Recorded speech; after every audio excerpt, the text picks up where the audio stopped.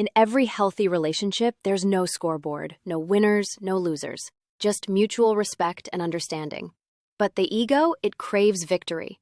It turns every disagreement into a battle and every moment into a competition. On Ego Pedia today, we're diving into why real connection suffers when the ego steps in and demands to win.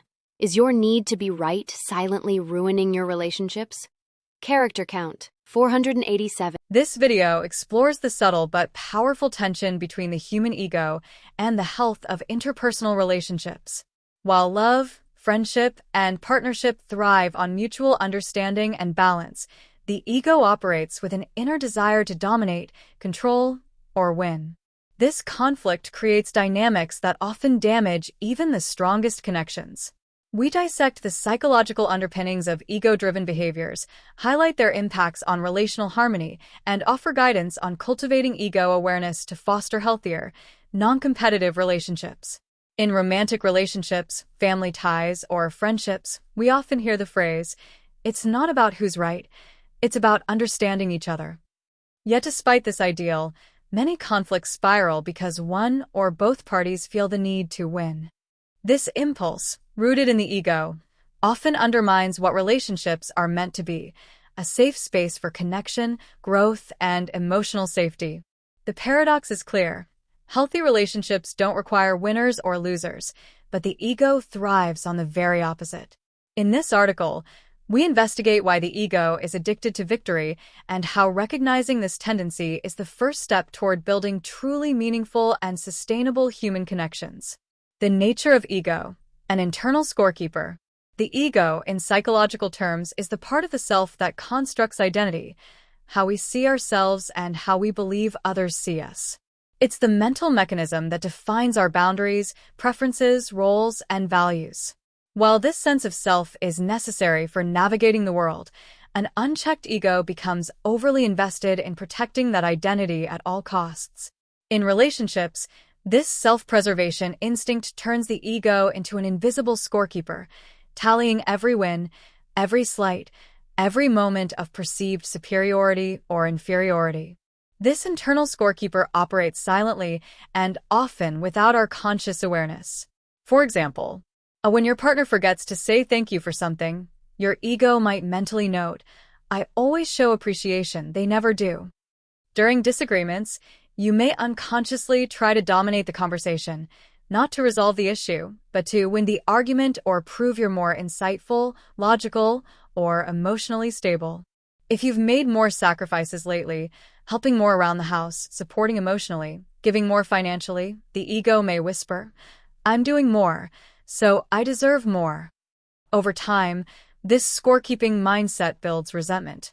Rather than seeing the relationship as a shared journey with mutual ups and downs, the ego reframes it as a competition with invisible ledgers and emotional debts. When people act from this mindset, connection becomes conditional. "I'll love you as long as I'm not losing." This is dangerous because relationships aren't built to function like contests. They're meant to be dynamic, flexible ecosystems where roles shift naturally based on need, circumstance, and care, not rigid tallies of who's ahead. Moreover, the ego's scorekeeping distorts empathy. When you're more concerned about being right or owed, you become less curious about your partner's emotional experience.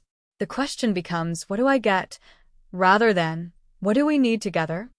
It's important to understand that this behavior isn't always rooted in arrogance. Often, it's a defense mechanism. People keep emotional scores when they feel unseen, unappreciated, or afraid of being taken advantage of. The ego tries to regain control by quantifying worth because quantification feels safer than vulnerability. But ironically, this very act of self-protection, keeping score to avoid being hurt, often causes the emotional disconnection and hurt we fear most. The ego promises safety through control, but delivers isolation through competition. True intimacy begins when we stop keeping score. When we can give without expectation, listen without preparing to rebut, and accept without needing to be superior, the ego loosens its grip, and the relationship has space to breathe. Winning is not the same as being right. One of the ego's most deceptive patterns is its obsession with being right, and, by extension, winning interpersonal conflicts. But this need to be right rarely stems from a desire to understand truth. More often, it arises from a deeper emotional craving to protect one's sense of self, to avoid vulnerability, and to maintain perceived control in a relationship. The problem is that the pursuit of being right often comes at the cost of empathy, connection, and emotional safety. Let's clarify something fundamental. Being right means you have facts or logic on your side. Winning means you've convinced or overpowered the other person. But in relationships, being right does not automatically mean you're being helpful. And winning an argument doesn't necessarily make the relationship stronger. Here's how the ego blurs the two. You prove your partner wrong with hard evidence, but they shut down emotionally. You win a debate, but the other person feels unheard or humiliated. You demand an apology because you were technically correct, but it costs you their trust or peace of mind. In each of these situations, the ego feels satisfied because it gained the upper hand. But the emotional bond, what actually sustains the relationship, takes a hit. Over time, these hits accumulate. People feel emotionally unsafe around someone who always needs to be right because it signals that their perspective isn't valid unless it aligns with yours. This dynamic creates a power imbalance. Instead of working with your partner to solve a shared issue, you're trying to defeat them. What could have been a moment of mutual growth becomes a contest of intellect, memory, or verbal agility. Furthermore, being right often ignores emotional truth. For instance, you might be right that your partner overreacted, but that doesn't mean their feelings aren't valid. You might be right that you've done more chores, but that doesn't erase your partner's exhaustion. You might be right about the facts, but wrong in your delivery, tone, or timing. When the ego wins, empathy usually loses. In emotionally intelligent relationships, the goal isn't to win. It's to understand and be understood. Sometimes that means letting go of the need to prove a point and instead asking questions like, what's really bothering you? How can we fix this together? Is this about facts or about how we feel? Healthy relationships aren't courtrooms. You don't need to build a case, present evidence, and wait for a verdict. You need curiosity, humility, and a willingness to prioritize connection over control. In the end, the question is not who's right, but what do we both need to feel safe, seen, and loved right now? The emotional cost of the ego's victories. At first glance, the ego's victories can feel satisfying. You stood your ground. You got the last word. You won the argument. But beneath that short-lived high lies a deeper emotional toll, one that's often invisible until it begins to corrode the relationship from within. When the ego wins, the connection loses. Here's how that plays out. 1. Resentment and emotional distance. Every time the ego asserts itself by prioritizing being right, controlling the outcome, or dominating the interaction, it creates a small rupture in the emotional bond. Over time, these ruptures build into resentment, especially in the person who feels dismissed or overpowered. Resentment isn't always loud. Sometimes it shows up in subtle ways. Withdrawing emotionally. Avoiding deep conversations. Passive-aggressive behavior. A loss of affection or warmth. These are signs that one partner feels they're no longer in a relationship of equals, but instead are navigating the unpredictable terrain of someone else's ego. 2. Erosion of psychological safety. A relationship thrives when both people feel safe to express their feelings without fear of judgment, retaliation, or dismissal. But the ego disrupts that safety. When one partner constantly pushes to win, whether through sarcasm, intellectual superiority, guilt-tripping, or emotional shutdown, it sends a message. Your feelings don't matter as much as my need to be in control. Over time, the other person stops opening up. Vulnerability becomes risky. Honesty starts to feel like exposure. And the space that once allowed for real connection begins to shrink. 3. Loss of intimacy. True intimacy, emotional, physical, and spiritual, requires trust, softness, and mutual respect. But the ego operates in rigid terms. Winners and losers, right and wrong, strong and weak. That rigidity leaves little room for vulnerability, which is the very foundation of intimacy. When one or both partners lead with ego, Even the most loving moments begin to feel transactional or conditional. You may hear or think things like, "I'll open up if they do first. I'll show affection after they apologize. Why should I express love when they haven't earned it?" These thoughts sound logical to the ego, but they're poison to a relationship. Intimacy doesn't thrive on earned points. It thrives on shared vulnerability and unconditional acceptance. 4. Unseen patterns of control. Sometimes the ego's victories don't look like arguments at all. They look like subtle patterns of control, correcting your partner's stories, micromanaging small decisions, or constantly needing to be consulted before choices are made. This creates a lopsided dynamic where one person carries the invisible authority while the other shrinks into compliance or quiet frustration. Over time, the relationship feels less like a partnership and more like a hierarchy. Even if no one explicitly says, "I'm in charge," the emotional pattern says it loudly. 5. Stagnation and delayed growth. When the ego wins, self-reflection loses. In order to maintain its illusion of superiority or correctness, the ego resists feedback and avoids vulnerability. This halts emotional growth, both individually and within the relationship. Instead of asking, "What can I learn from this?" the ego asks, "How can I justify my behavior?" As a result, conflicts don't become opportunities for learning. They become loops of blame, denial, or distraction.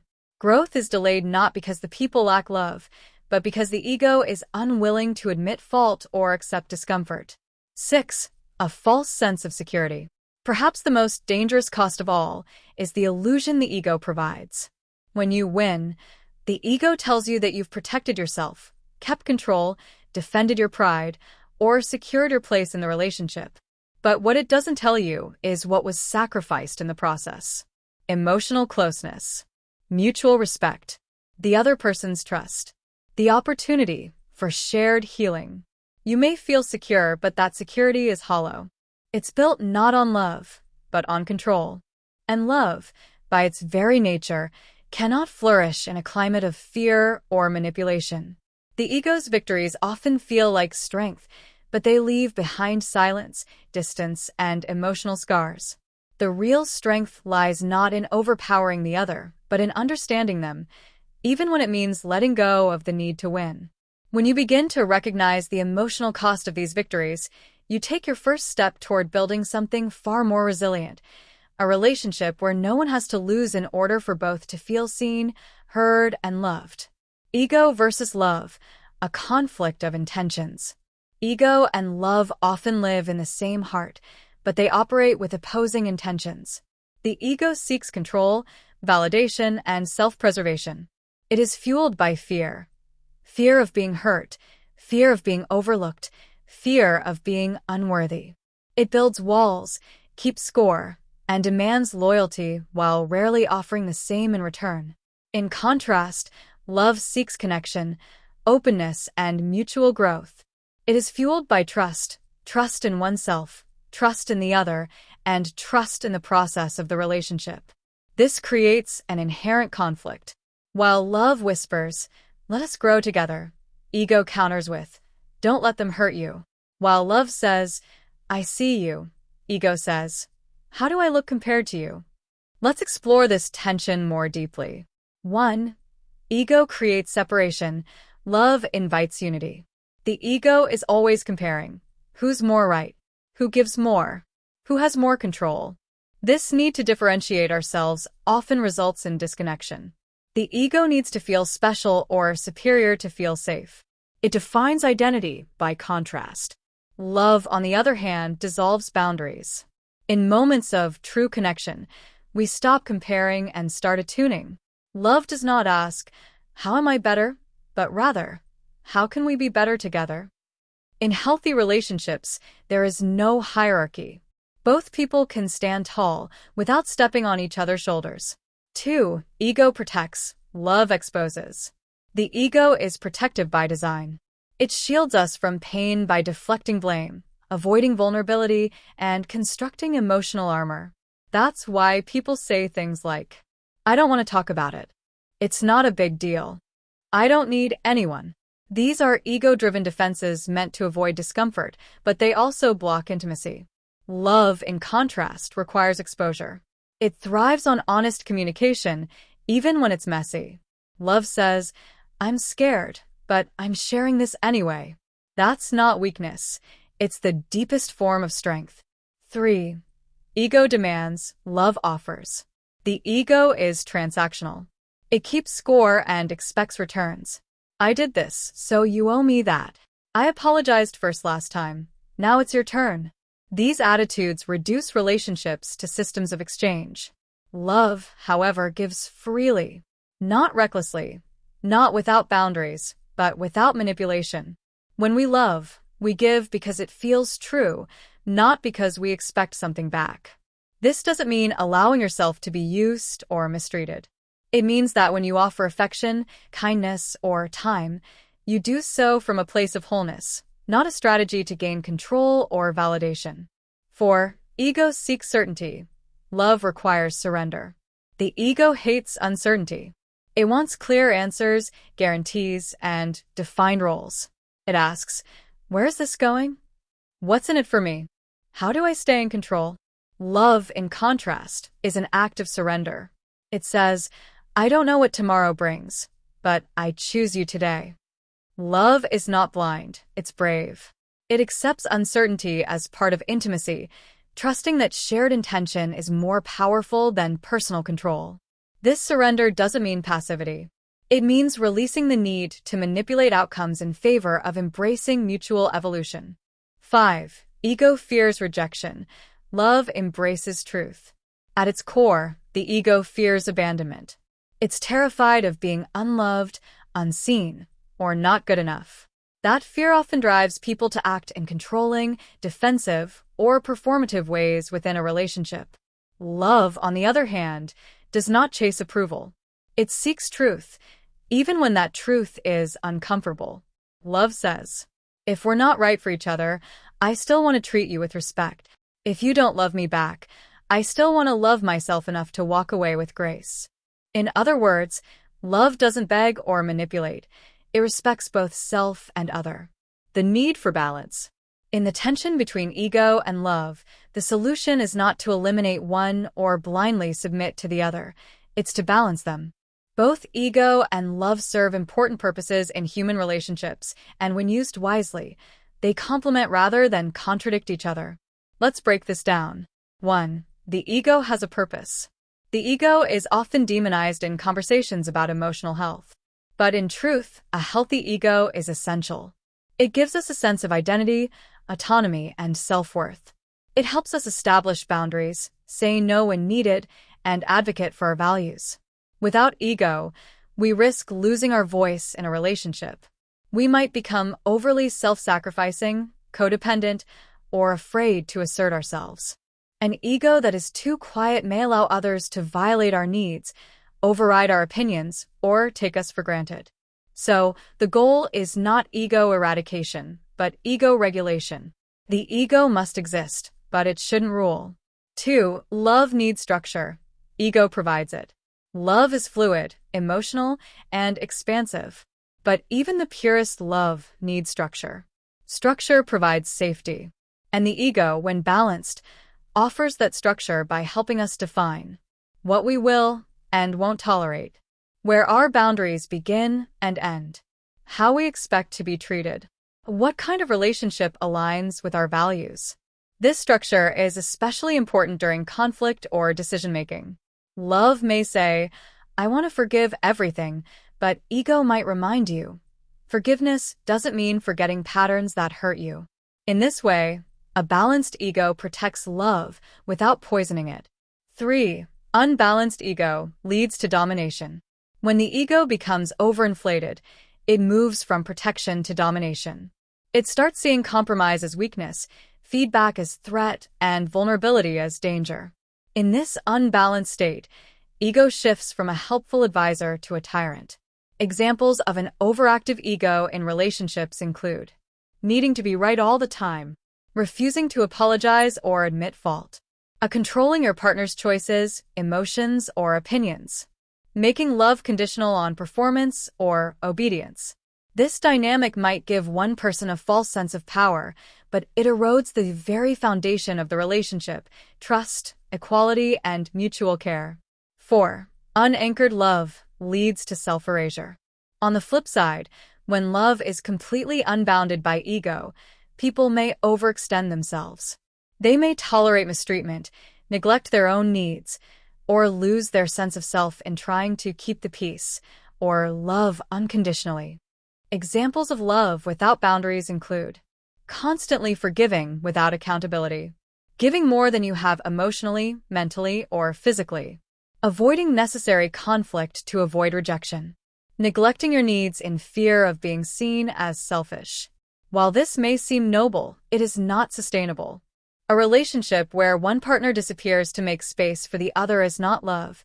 It's emotional imbalance masked as devotion. 5. True balance looks like this. A balanced relationship is one where the ego provides protection and love provides connection. Together, they allow for assertiveness without aggression, vulnerability without fear, boundaries without emotional distance, empathy without self-erasure, honesty without cruelty. In a healthy dynamic, both partners are allowed to be whole individuals, not perfect, not egoless, but conscious and responsible. They understand their ego's role, listen when it speaks, but also know when to soften and let love guide the way. How to cultivate this balance. 1. Check your motives. Before speaking or acting in conflict, ask, is this coming from my need to be seen or our need to connect? 2. Practice mindful communication. Use I statements. Listen to understand, not to win. Be willing to hear the truth even when it's uncomfortable. 3. Honor both voices. Let your ego voice speak, then ask your heart to respond. Integrate both before making big decisions. 4. Normalize repair. Relationships are not about being perfect. They're about noticing imbalance, owning it, and working together to repair the emotional fabric. 5. Seek growth, not control. Let every conflict, boundary, or emotional rift become an opportunity for growth, not a power struggle. Ego and love are not enemies. They are forces within us that must learn to coexist. Ego sets the boundary. Love decides what crosses it. Ego helps us survive. Love helps us thrive. When balanced, the ego protects the self, while love nurtures the relationship. Together, they create not a battlefield, but a shared home where two individuals can be fully themselves, fully respected, and fully connected. Signs your ego might be running the show. The ego is a master of disguise. It doesn't always announce itself with arrogance or loud behavior. More often, it hides behind everyday reactions, thoughts, and habits that feel justified, but quietly sabotage emotional connection. To recognize when your ego is leading, you need to cultivate self-awareness and the willingness to observe your own patterns without shame or defensiveness. Below are detailed signs that your ego may be driving your behavior in relationships. 1. You feel an uncontrollable urge to win arguments. If you often find yourself escalating debates or conversations just to make a point, prove your intelligence, or get the last word, your ego is likely in control. This doesn't mean you're a bad person. It means your identity is unconsciously tied to being right, and you're using debate as a way to protect your self-image. Underlying belief: if I'm wrong, I lose value. Hidden cost: the relationship becomes a contest, not a safe space. 2. You view compromise as weakness or loss. When the ego runs the show, compromise can feel like surrender. You may resist meeting your partner halfway because it feels like giving in or admitting fault, even when doing so would benefit the relationship. You might think, why should I be the one to adjust? If I give in now, I'll lose control later. This belief turns flexibility into a threat to identity rather than a tool for connection. 3. You withhold affection or communication to make a point. Silent treatment, emotional withdrawal, or passive-aggressive behavior are subtle tools the ego uses to regain control. Rather than directly addressing an issue, the ego prefers to punish or manipulate by withholding love, presence, or openness. Intent: to regain a sense of power. Impact: creates distance, confusion, and emotional insecurity. 4. You keep score, consciously or unconsciously. Do you often find yourself mentally tracking who did what? Who apologized last? Who gives more effort, time, or affection? This internal scoreboard is the ego's way of protecting fairness, but in reality, it builds resentment and fuels entitlement. Examples of ego-driven thoughts. I always clean, they never do. I apologized last time. It's their turn. Why should I give more if they don't? A relationship built on accounting is not sustainable. Love doesn't thrive where there's a running ledger. 5. You struggle to apologize, especially first. An inflated ego sees apologies as admissions of inferiority. If you feel extreme resistance to saying, "I'm sorry," unless the other person apologizes first, it may be because your ego equates accountability with defeat. Healthy truth: apologizing is not weakness, it's emotional maturity. Ego-driven belief: if I apologize, I lose ground or authority. 6. You react strongly to criticism, even if it's constructive. If feedback instantly feels like a personal attack, your ego may be overly involved in your self-worth. Instead of being able to receive input calmly, your defenses go up, and you might respond with anger, deflection, blame, or emotional shutdown. Signs of this pattern include interrupting to defend yourself, Changing the subject. attacking back. Well, you do this all the time.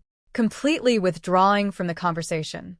This reaction prevents growth and creates fear-based communication in your relationships. 7. You often feel the need to correct or educate others. Some egos mask themselves behind intellectualism, moral superiority, or a fixer mentality. If you regularly feel compelled to correct your partner's stories, opinions, or emotional interpretations, the ego may be trying to dominate the narrative or elevate your status in the relationship. The danger: you may not realize how invalidating this feels to the other person, even if your intentions are good. 8. You equate love with control. The ego often seeks security by controlling the people around it. You might try to dictate how your partner dresses, spends time, expresses emotions, or even reacts to situations. This control might be disguised as care. I just want what's best for them. But in reality, it's fear-driven. Ego fear: if I don't control it, I might lose it. Love truth: if it needs control to stay, it's not connection, it's captivity. The power of recognizing these signs. Seeing these traits in yourself can feel uncomfortable, but this discomfort is healthy. It's a sign of awareness, and awareness is the doorway to transformation. The ego thrives in the dark. Once its patterns are exposed, you can choose new responses. Pause before reacting. Soften the need to dominate. Choose empathy over pride. Validate rather than correct. Apologize without fear. You don't need to eliminate the ego, but you do need to understand when it's trying to run the show and gently remind it that your relationship is not a performance, it's a partnership. Toward ego-aware relationships. Creating a healthy relationship doesn't require destroying the ego, but it does require understanding it. Ego-aware relationships are not about perfection or constant harmony. They are about emotional maturity, self-responsibility, and the ability to recognize ego-driven impulses before they harm the connection. In ego-aware relationships, both individuals learn to notice when their behavior is being shaped by the need to be right, to feel superior, to avoid vulnerability, or to control outcomes. And more importantly, they learn to pause, reflect, and choose love over pride. So how do we move toward that kind of relationship? It begins with practical and consistent inner work. 1. Pause before reacting. Ego is impulsive. It reacts quickly, often defensively or aggressively, when it feels threatened. Whether it's a partner's tone of voice, a misunderstood message, or a perceived criticism, the ego wants to act fast to protect itself. But pausing, just for a few seconds, can change everything. Ask yourself, is this really about them? Or about something inside me that feels hurt, insecure, or disrespected? Breathe. Let the emotion rise and fall before responding. Consider whether your response is trying to connect or control. This simple pause introduces choice. It creates space for the heart to speak before the ego takes over. 2. Learn to listen deeply. Most people listen to respond, not to understand. When your ego is leading, you're likely preparing your counterpoint, defense, or justification while the other person is still speaking. Deep listening is different. It means hearing not just the words, but the emotions underneath them. A letting go of the need to defend your ego while your partner is being vulnerable. Being curious, not combative. Repeating what you heard to confirm understanding, so you felt hurt when I said that. Deep listening makes people feel safe, and when people feel safe, honesty grows, and healing becomes possible. 3. Practice mutual validation. Validation is not the same as agreement. You don't have to agree with someone's perception of a situation to acknowledge that their feelings are real and valid. Ego often resists validation because it feels like admitting defeat or taking the blame. But validation is a bridge to empathy.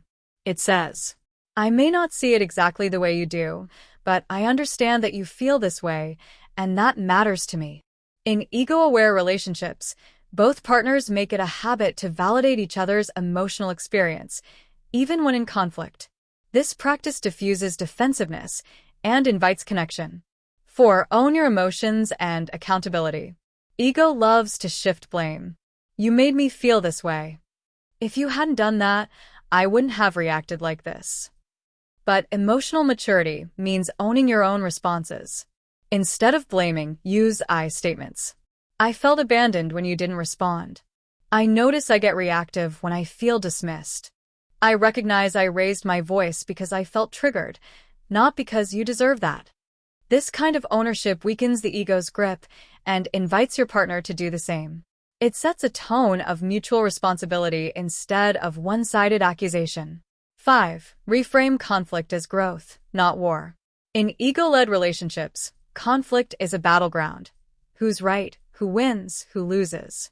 But in ego-aware relationships, conflict is seen as an opportunity for clarity, growth, and deeper understanding. Ask yourself, what can we learn from this tension? What old wound is being activated in me? How can I grow instead of just defend myself? This reframing allows conflict to serve the relationship instead of threatening it. 6. Create agreements, not power struggles. Ego fights for dominance. Love builds agreements. Instead of constantly negotiating who gets their way, ego-aware partners co-create shared values and agreements. Let's agree to pause when things get heated and revisit the conversation with a calm mind. Let's check in every week about how we're both feeling. Let's both work on not interrupting and giving space to express. Agreements shift the energy from me versus you to us versus the problem. They reflect a shared commitment to relationship health over ego satisfaction. 7. Celebrate emotional courage. In ego-aware relationships, vulnerability is not just tolerated, it's honored. When your partner opens up, even awkwardly or imperfectly, the ego might want to dismiss or critique. But love says, thank you for being brave. I see you. Celebrate when your partner expresses fear, sadness, shame, or joy. Make room for the messy, raw moments. The more both partners feel emotionally safe, the less the ego needs to armor up. 8. Keep practicing. This is lifelong work. Ego doesn't vanish overnight. Even in the most loving relationships, it resurfaces, especially during stress, fatigue, or insecurity. The key is to recognize it more quickly each time. Don't aim for perfection. Aim for awareness. Celebrate progress. And most importantly, support each other in returning to connection when the ego temporarily pulls you away. An ego-aware relationship is not about getting rid of your edges. It's about learning when to soften them. It's about catching yourself when you're slipping into control, defensiveness, or fear, and choosing, again and again, to return to humility, curiosity, and love. Ego says, protect yourself. Love says, let's protect this connection. Ego says, don't show weakness. Love says, let's grow stronger through our softness. The more aware we become of our ego's influence, the more freedom we have to choose love over fear, and that is what transforms ordinary relationships into sacred ones. Ego thrives on division, comparison, and control. Relationships flourish on empathy, humility, and mutual respect. While the ego may crave victory, the real victory lies in connection, vulnerability, and trust. When we move beyond the ego's need to win, we create space for something far more profound, a love that doesn't need to conquer, but simply chooses to stay, grow, and evolve. In the end, ask yourself, would I rather win, or would I rather be close, connected, and truly understood? Healthy relationships aren't games, and in love, the real win is when no one has to lose.